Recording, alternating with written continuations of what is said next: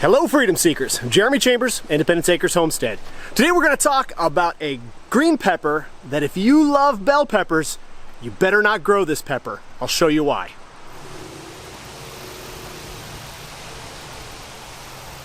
Before we get to the garden expansion, we need to head over here and give the sheep some water. They've been man at me all day long because they tipped over their water bucket today. So,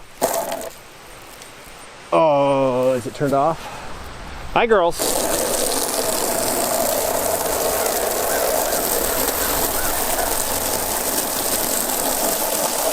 Come on, ladies.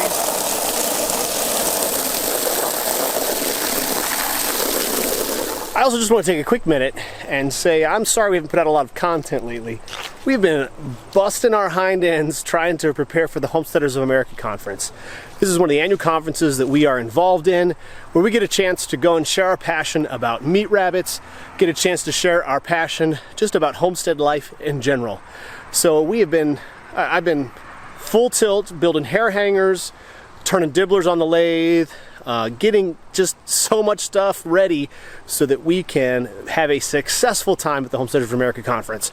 So make sure you check out that organization. Also, link is in the description below. Find out a little bit more about how you can get involved and see what you can do to either help others or get some help yourself.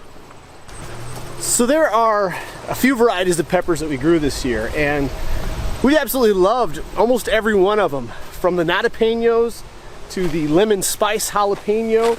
They've all just been really good and flavorful and very productive. The Pippin's Golden Honey, very productive, a very pretty plant.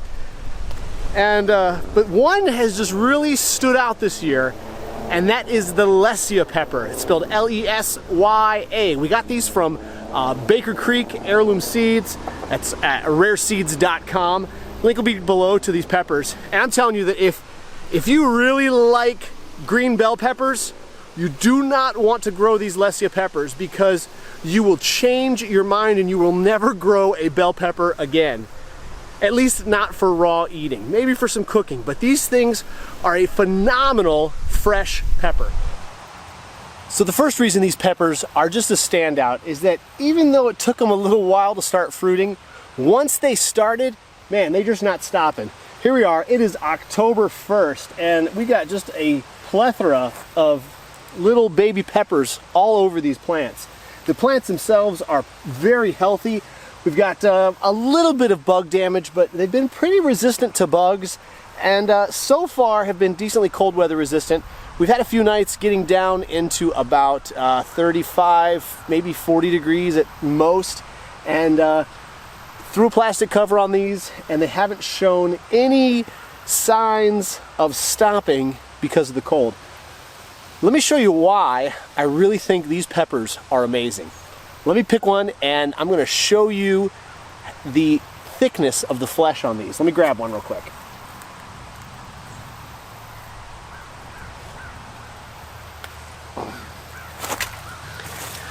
Okay, so this is a little small, even for some of the Lesya peppers. A lot of them are a lot bigger than this, but we've been enjoying these things so much that there's not very many of the larger ones on the plant here. But we are pretty much a no water homestead, so once our plants are established, we really stop watering. You know, when we first plant them, we'll water them a couple times a week over those first couple weeks, but once they're established, we kind of just stop unless there's just a complete drought. And it was a pretty dry summer, but we did not water. Now usually if you don't water your pepper plants, the flesh, the walls of the flesh, especially on bell peppers, some varieties of bell peppers, it's just extremely thin. It is such a thin wall, and you go to eat it and there's like nothing there. But even though we have not been watering these things a lot, let me show you the thickness of the wall on these peppers.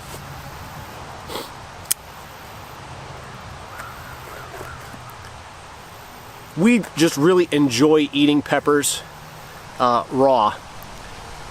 So, I mean, that is a pretty good thickness. This one's even a little thin compared to some of the other peppers that we've had. This one is right around 3/16 thickness, but most of the ones we've been getting this year have been about a 1/4 inch thick. And it's just an amazing flesh in this pepper. It's light. Even though it's thick, it's nice and light and flavorful. Has a little bit of sweetness to it. One of our friends said that they taste a lot like a fresh green bean. So, you know, we can cut these things up. They maintain a good consistency when they're cooked in like a stir fry, a stew. I made a pepper and ground beef chili a few weeks ago. Turned out a little bit more like a stew, but you know, it was still good. And I used these peppers in there just to add a little bit more mass, and they just added so much texture and depth into the stew. We've really been impressed with these Lescia peppers. They taste great. So because these peppers have been so amazing, for us, these are going to be a prime candidate for overwintering. So the process is going to be, we're going to prune them back pretty heavily, dig them up with a decent amount of soil around them, try to maintain a good sized root ball, and they're going to overwinter in our basement. Once spring breaks, these are going to go back in the ground because we have really enjoyed the quality and the flavor and the texture of these peppers all summer long. One of the drawbacks of being up here in Michigan is that with our short growing season, we don't always get ripe peppers. But let me go ahead and pull one of these mostly ripe Lescia peppers, and I'll show you what it looks like.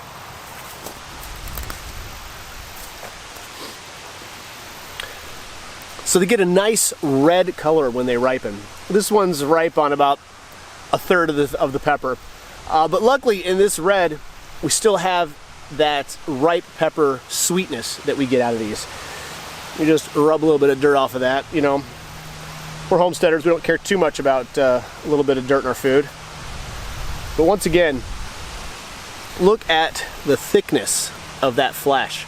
That is one of those 1/4-inch peppers that they just have this nice meaty flesh. And Baker Creek says that these are the sweetest pepper in the world. I don't know about that, but they are definitely tasty. So while the main purpose of the video was to talk about the Lescia pepper, I'm also just going to go over the Pippin's Golden Honey that we raised this year. Beautiful plant. They've got a nice, beautiful purple flower. At first I was confused because I thought maybe they were going to be a hot pepper, but once again, these are a pretty mild, sweet, flavorful pepper. These also do not suffer from that thin wall that we get with a lot of some of the peppers once they start to ripen. You can see very nice color, and it is it's got a decently thick wall, about 3/16 of a wall thickness also, and the flavor on these is pretty good. So let this be a fair warning to you. If you love green bell peppers, don't let the Lescia pepper spoil you, because I'm telling you, if you grow the Lescia pepper as a green pepper substitute, you will probably never grow a green bell pepper again. Thank you so much for joining us, and until next time, God bless.